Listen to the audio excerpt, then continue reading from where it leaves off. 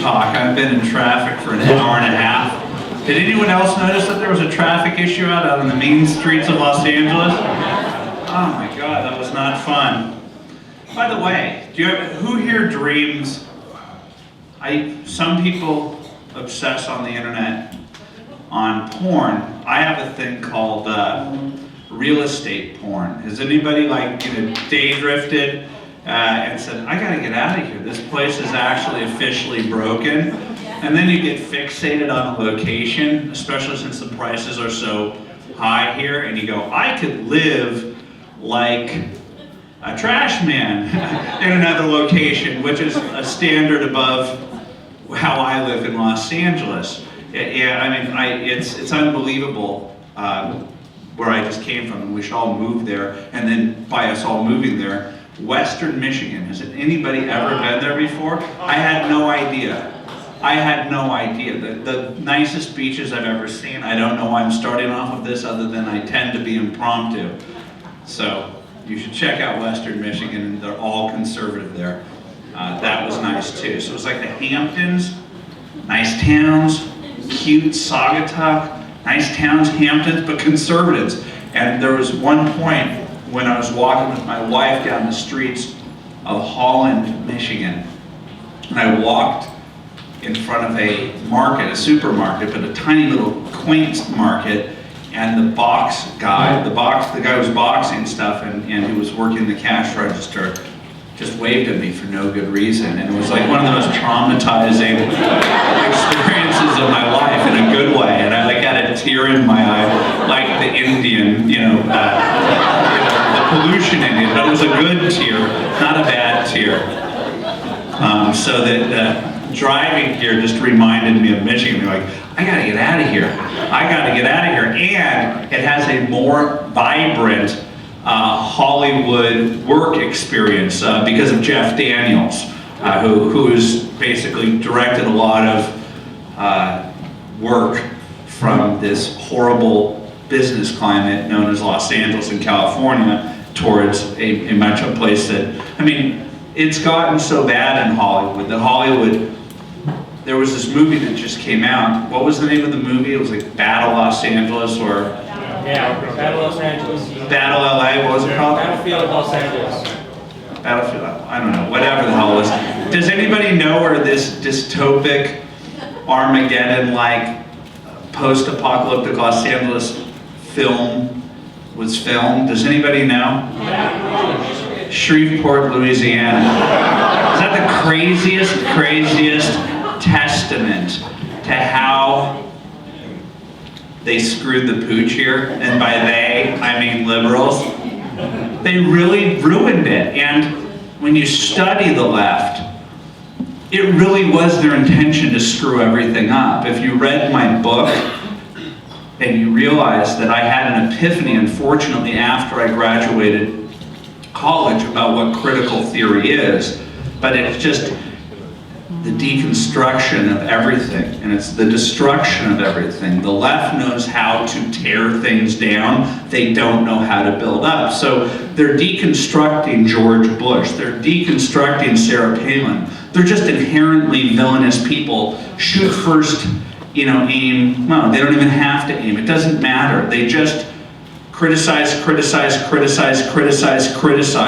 and they don't have a solution. That's what happened. That's what happened with Barack Obama. It was, we're just going to criticize. He's the worst. Bush is the worst. Republicans are the worst. And this guy's going to be transcendent. And the great thing that happened is critical theory played itself out so quickly that the great middle, the independents that bought into critical theory, Bush is worse than Hitler. That's what everybody told me. That's what Matt Damon told me. That's what Katie Couric told me. And then those same people told me this guy's so great. So the left are critical theorists and they're nihilists, and so it doesn't matter. They're going to be happy waking up in their throw up.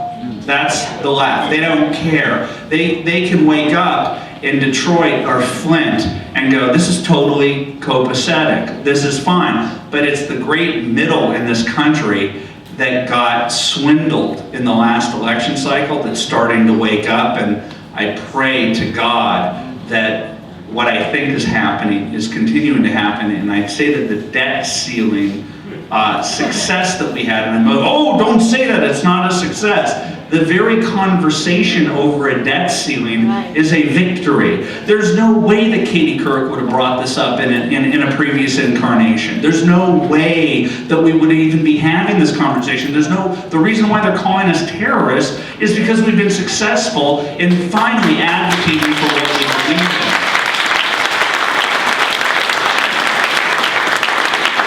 I wish the name, it's the Hollywood College, no, it's the Hollywood Republicans, the Hollywood Congress of Republicans. Okay, throw in Tea Party in there, because without that we can lose the Republican Party and the country would still be moving forward, but if we lost the Tea Party, we'd be screwed. The resurgence, who disagrees with that? Because I will bite your head off and I will then deconstruct it.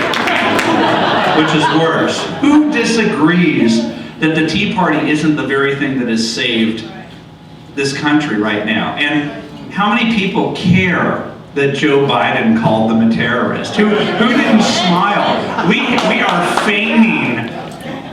feigning that we're upset when the comedians call us, Nazis and fascists. We feign. I feign. I'm like, I can't believe that they just called me a Nazi. I am basking in it. I want to be called a terrorist. It's ridiculous. I remember my editors were so ready to fight. Friday afternoon, 2 weeks ago, I'm in Western Michigan, and I'm in vacation mode, and then Anders Breivers or something Anders Breivers or something like that up in Oslo goes on a killing spree, and I'm like, well, I know they're going to blame me for it personally. I'm in Western Michigan. I see a causation. Don't you? I mean, it's so obvious. They're going to find it. I promise you they're going to come after me. And they did. And my people are like, we're going to fight. Monday's going to be a war. I'm like, you guys, you're not feigning this? You really are worried that the American public is stupid enough to buy the Matt Damon line on anything? We're winning. We're winning on an epic level. We're taking over the media. They're freaking out. I got Congressman Weiner to apologize to me. I got Ariana Huffington to apologize.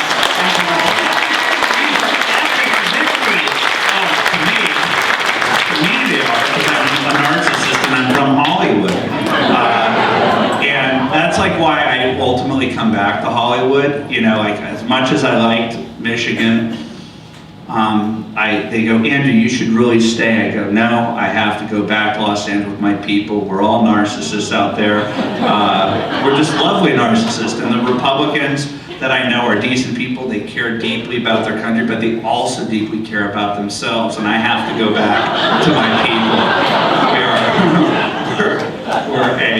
We're lovely narcissists. It's possible. It's not the malignant narcissist, we're the benign narcissist. And,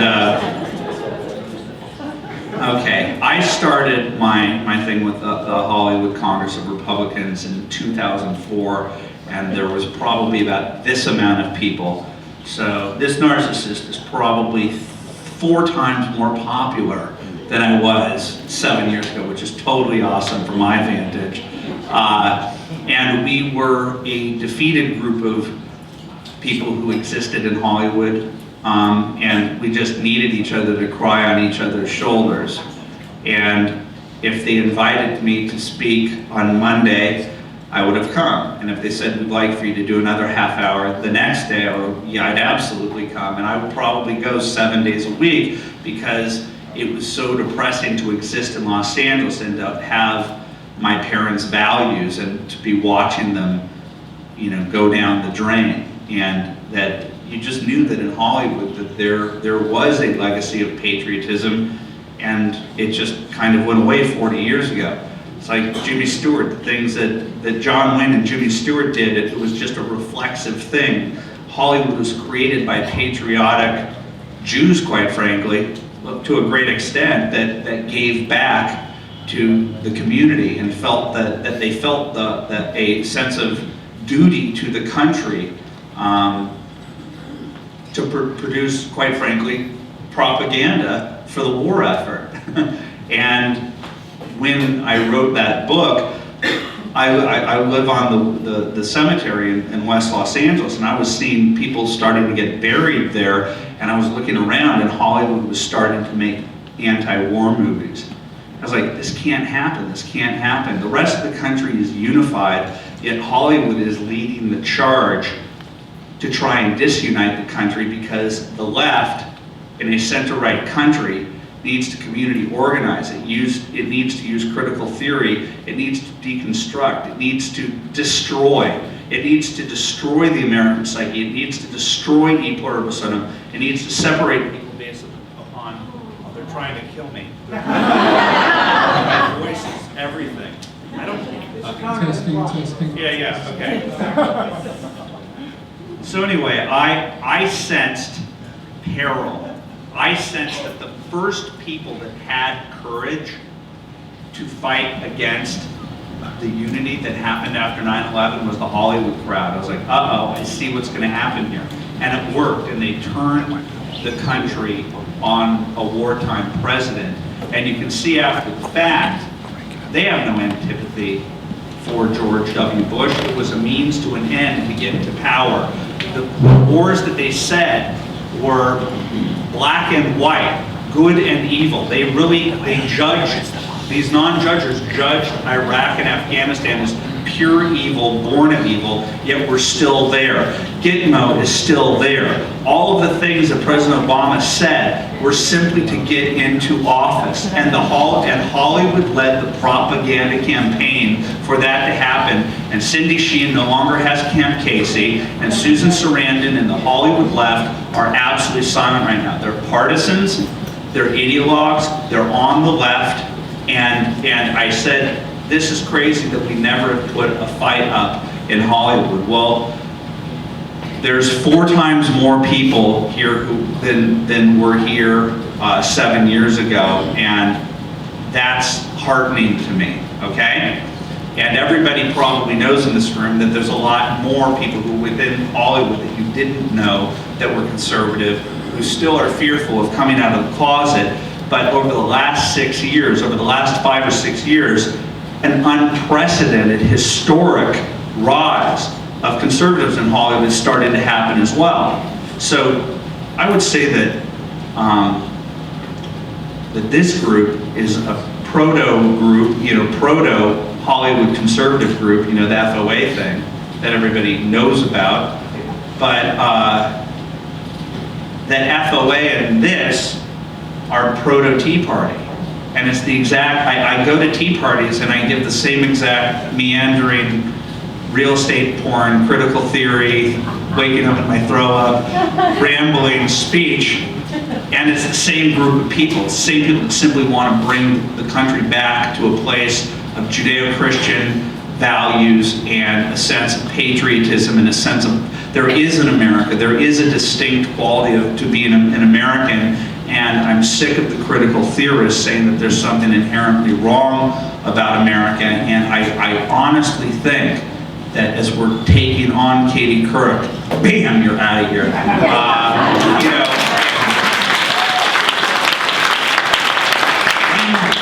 I'm not sure when you have $14 trillion worth of debt that we're going to survive. Okay, I'm not. That's the inner terrorist in me that's fearful that we're going to spend ourselves into destruction. So that's just the selfish, hostage-taking terrorist in me that worries that we can't pay our bills. But take that equation away. I am incredibly heartened by what's happened over the last 20 years. Let's start with Rush Limbaugh, okay? The beginning of this battle, because we accepted the premise that blue state New York Manhattanites could dictate the national narrative, and Hollywood reflected in movies and television and music, and we just got beaten up. And then Matt Drudge came about, and I got very lucky. He used to live not far from here. Met him in 1995. And when he putted away, and I believe it was like a Hyundai or some similar vehicle, after leaving my father-in-law Orson Bean's little cottage complex down in the Venice canals, and he was at that point folding t-shirts at the CBS gift shop, and he was doing better than I was in terms of my vocation. At that point I was working at the E building, working on code. Just working at E is filthy. And this is before it became respectable with the Kardashian.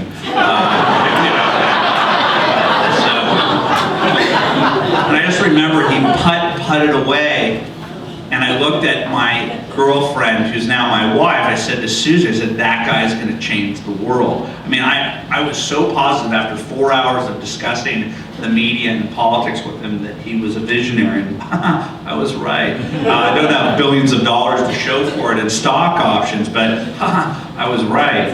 I don't know, that's a little dissatisfying, to be honest with you. I had to drive myself. Traffic, Los Angeles, so pedestrian. Can't afford new jeans. Yeah, well, we'll take a collection. I know, it's terrible. It's terrible, but... Okay, so Drudge does what Drudge did. Okay, here's what Rush did. Rush basically pointed out the elephant in the middle of the room, that the majority of this country were being misrepresented by the mainstream media. The majority, according to Gallup, is a 2-to-1 ratio of conservatives to liberals. That's not insignificant. Yet, 99.9% of the newscasters or the reporters in this country are giving money to the Democratic Party. Starting in around 2001, I'm meandering, but I know I have your minds, I've captured your minds. There's nothing that you're going to be able to do. It's Scientology-esque. I learned these techniques not far away from here. Captured your mind. Around 2001, 6 years into Drudge doing what he was doing, aggregation, where they were saying he's the worst thing in the world, they were attacking Drudge with the same level of zeal that they attack me today, and so I'm used to it.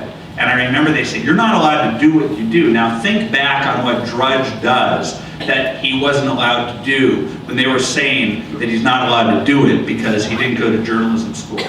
He was linking to the Associated Press, okay, and he was linking to the New York Times. He just bundled things in a different way. He took things that the New York Times would put on A57 and he'd put them on A1. Oh, he'd put them above the fold with a siren. They go, whoa, don't draw attention to Whitewater. You're not allowed to do that. That's not an important story. Don't pay attention to what Bill Clinton's doing. And they just didn't like that he was changing the narrative. Well, who did Drudge learn from? Drudge learned from listening to Rush Limbaugh every single day. He started to go, wait a second, there is another narrative, and we need to get into the game of shaping the narrative. And so Drudge, okay, what happened between 1988 and 1995 was the revolution of the formerly moribund AM dial. Think about when you'd be driving around, oh, it's Michael Jackson, yeah? And we're going to have on the president of Altadena, the local milk company, to talk about the process of homogenization. And it's like, talk radio presented a service to the community. What, to die at the wheel from boredom?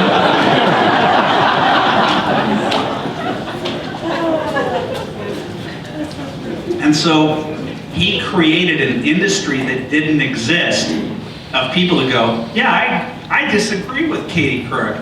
And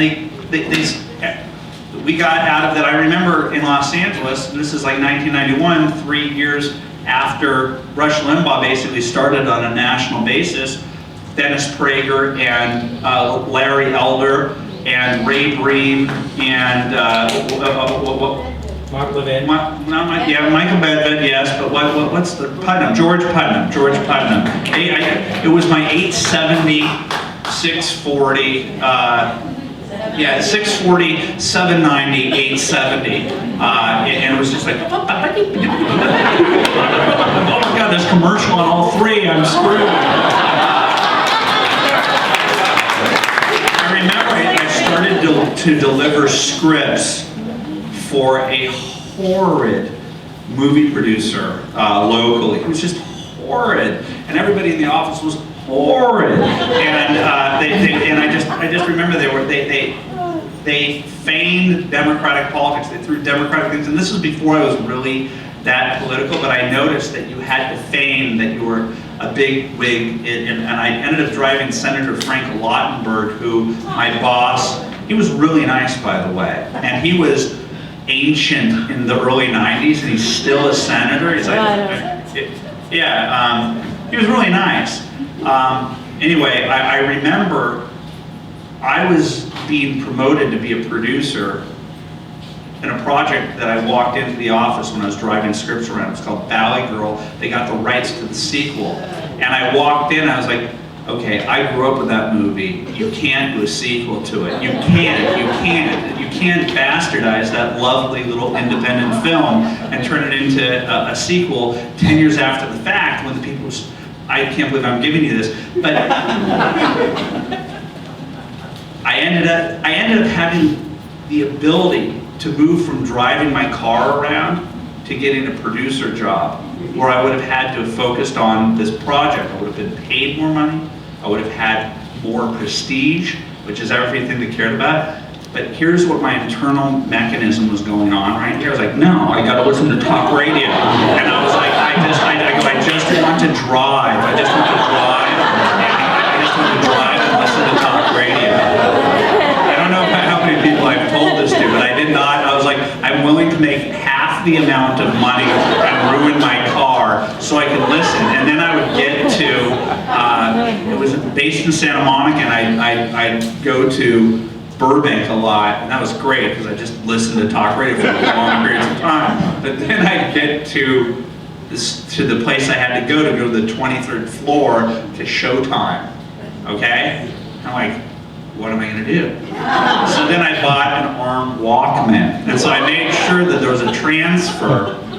I'm not kidding, this is 100% true, that I had my AM radio, and I just had I had an AM radio, so like I could go in. But then I found out once you got into these buildings that you couldn't get the AM, so I'd walk as close to the wall. Like people think, does this guy have? Is he afraid of heights? Does he have OCD? I go, no, I'm trying to get AM radio.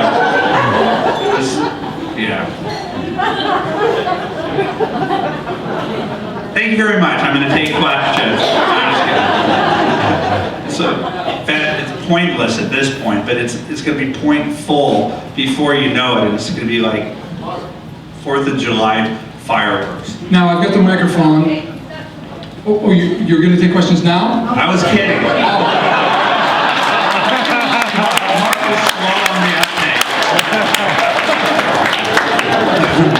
I thought that was obvious.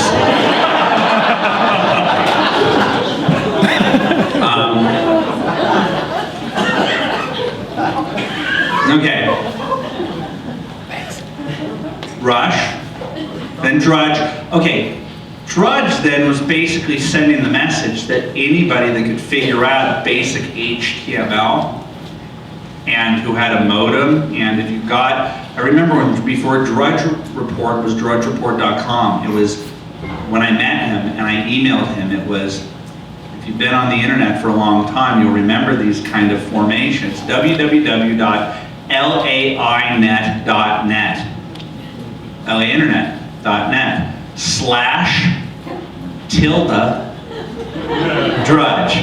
That's how you got to the Drudge Report back in 1995, and that was giving him a free 5 megabytes worth of space, and so all he had was this one page with links, and it was just so lo-fi, it was ridiculous, and it was a function of how much space he had and the bandwidth that they were willing to give him per month. And so it was just I think it was because of the limitations of the internet in 1995 that he created the perfect lo-fi news management system that people are now still using on, the International Space Station on Wi-Fi. They're going, what's going on in the world? And they go to this weird thing that has not changed whatsoever. But I think that people started to realize, who were sentient and just aware, like I did when I saw his Hyundai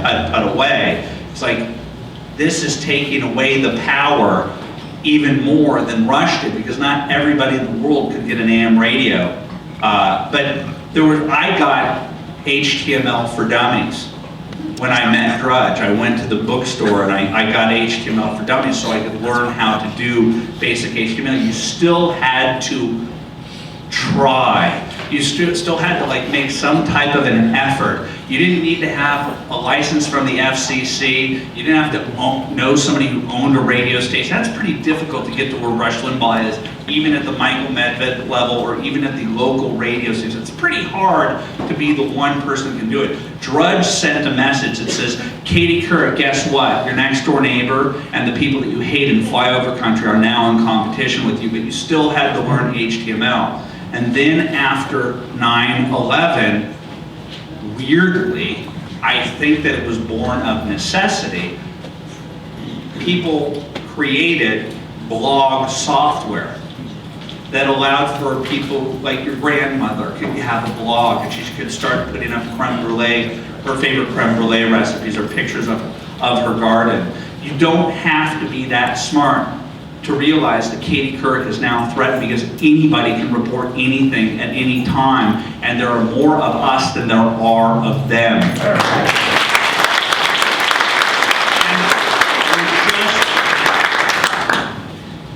And then there's social networking. Okay, I know it's pretty cool to find out ex-boyfriends and girlfriends are still alive and that they're now fat. Okay? Life happens. But social networking is so unbelievably important because it manifests itself in events like this. I mean, I met Matt Drudge online. That was social networking. I would not have met that guy based upon a pre-internet mechanism. We now take for granted, as we're like, taking off on the, how many people here play with the stewardess like I do when she goes, you need to turn off all of your electronic devices.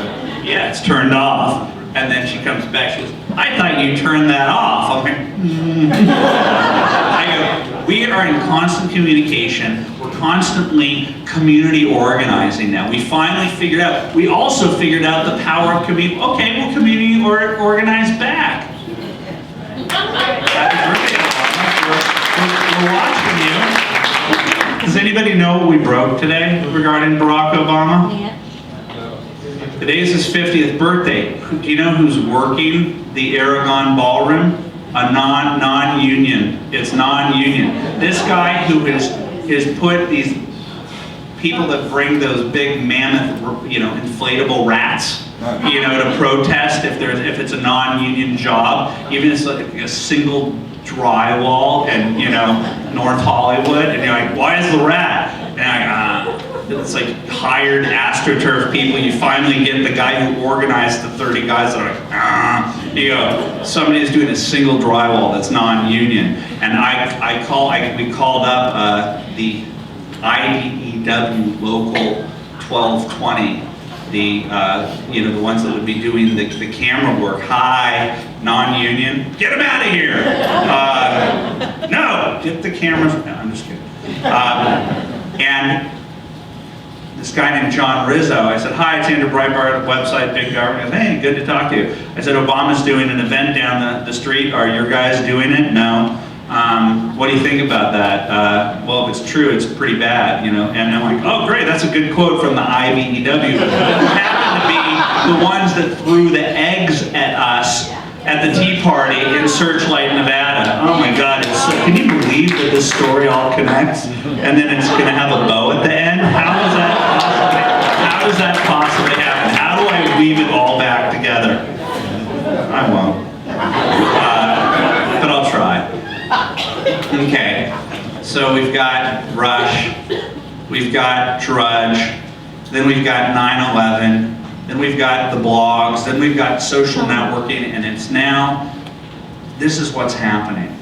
They've taken for granted that they can control us for so long, and they're Orwellian, they're outnumbered by so many people. They're so outnumbered, but they make it so that people in Hollywood, I'm not going to admit that I'm a conservative, I go, why? We outnumber them. They should be the ones who are intimidated. And all of this technology, whether it be a free AM radio band, where anybody can call up and anybody can talk, and we take advantage of the First Amendment. And then Drudge, she's like, hey, I'm just a free citizen wanting to express myself freely. Social networking, where you can, like, you know, go tell Putin to go to hell, you know, like, you know, and there's nothing he can do about it. He can tell anyone to go to hell, and there's nothing that they can do about it. I go, these are manifestations of freedom that we could only have, that could have only have occurred, phenomena that could only have occurred first in the United States. We are in a state of technological and information flux of epic proportion that's pure goodness. If we didn't have the $14 trillion, I would have come here like Rip Torn. I would have just like started throwing things like this. I go like, this is pure bliss. It is, it's pure bliss. Technology and freedom together is taking over from the people who wanted to set the agenda, control the agenda, and tell us how to live. We're free people, and we're finally standing up to the bullies on the playground.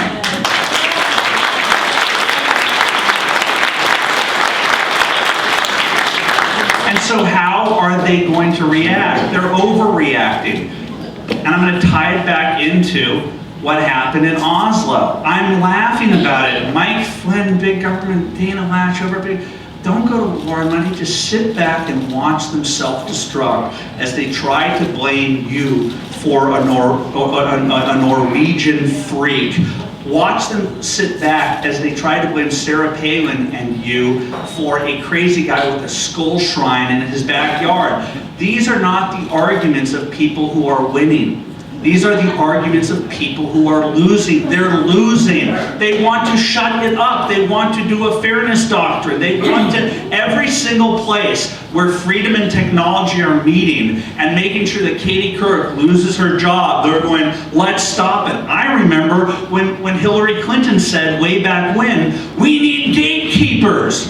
That's what she said. That's who these people are. They're gatekeepers. They want to control us. They want to control the narrative, and they're losing. That's what's happening. We finally figured out how to connect with each other, and the Tea Party is a manifestation of social networking. It's a manifestation of community organizing. It's the most exciting time in the history of the world, and they want to demoralize you. It's called critical theory. They want to deconstruct you and say, you're not worried about out-of-control spending, you're worried about black people. Bullshit, go fuck yourself.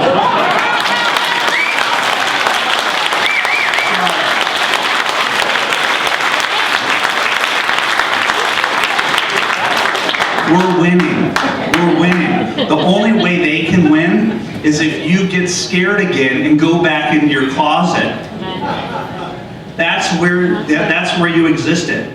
But what we have, excuse me to those people who are offended by that. I want to meet that person, by the way. Let me tell you something else that's happening. That this is why I'm a Tea Party guy. No offense, I know the Republican thing is sort of a symbol. I'm a Tea Party guy. I didn't think that I'd become a Tea Party guy. But what I'm finding out, it's not just liberals and Democrats who feel threatened by this rise. I can't believe this because I thought these were my friends, because when I met them, when I would go to Washington over the years, I go, oh, you're part of the new media. We want to take advantage of the new media. That's great. I meet them. I go, okay, well, we have to do something about these people who want to control our lives. They go, well, we're your friends. I'm like, okay, you're my friend. Nice to meet you, friend. You're a congressman. You're a senator.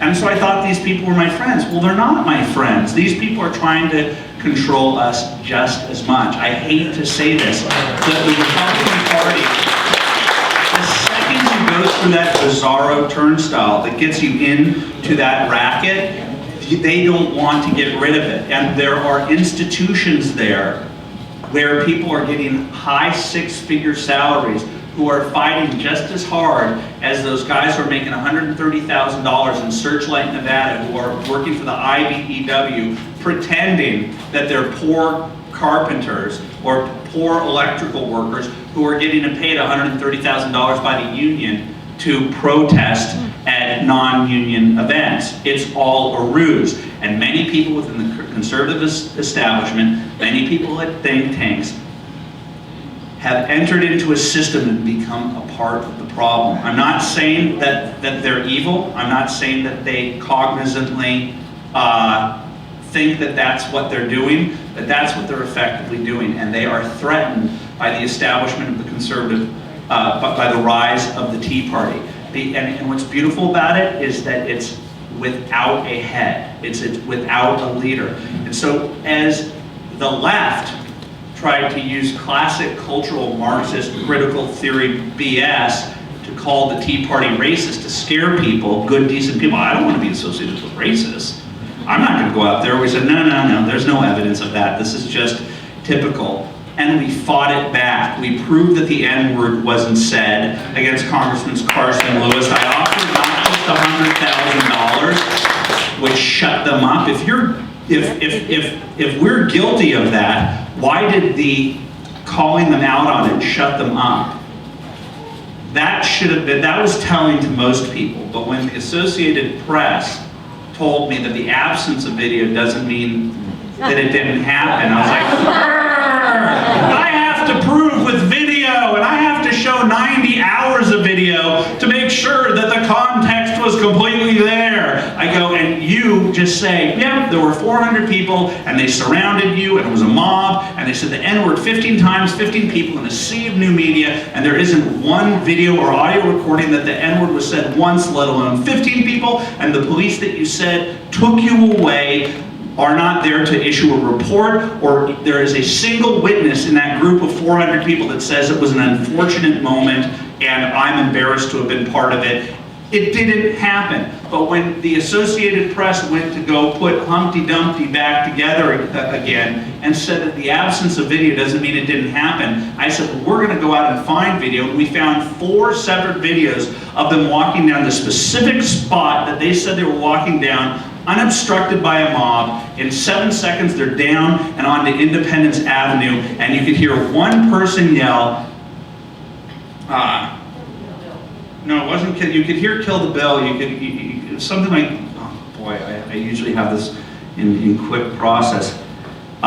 Something like, you corrupt bastards, or something like that, or something very generic as they're walking down with Caucasian American Republican former Congressman John Shattuck is walking a beat behind them, smiling and looking at his BlackBerry. Somebody says, you corrupt bastards, or something even more innocuous than that. The event didn't happen.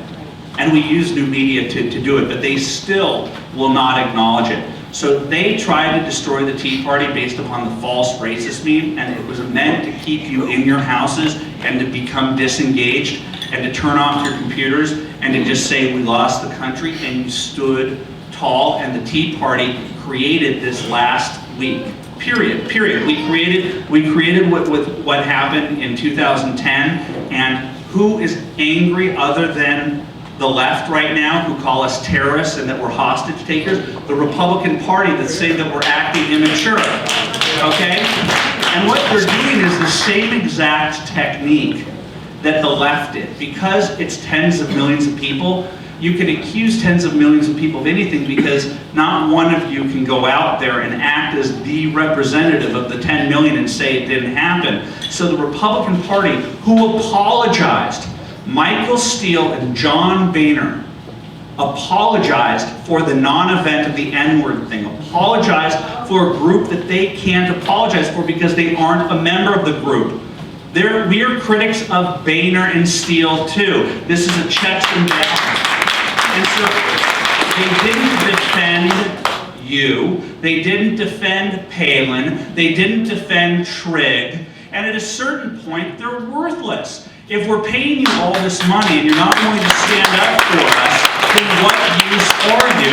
So what just happened last week? Call it hostage taking. Haha, it's funny to me. It's funny to me. Or terrorists, embrace it because you are winning. It is an incredibly exciting time. I just hope that we have a country, you know, that exists financially. I don't know. So I'm come here with as much enthusiasm as I can.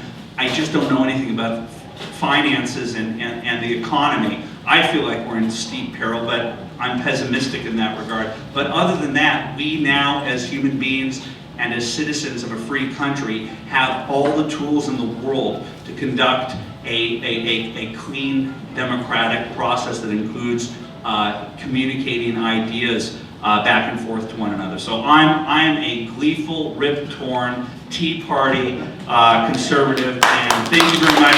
All of the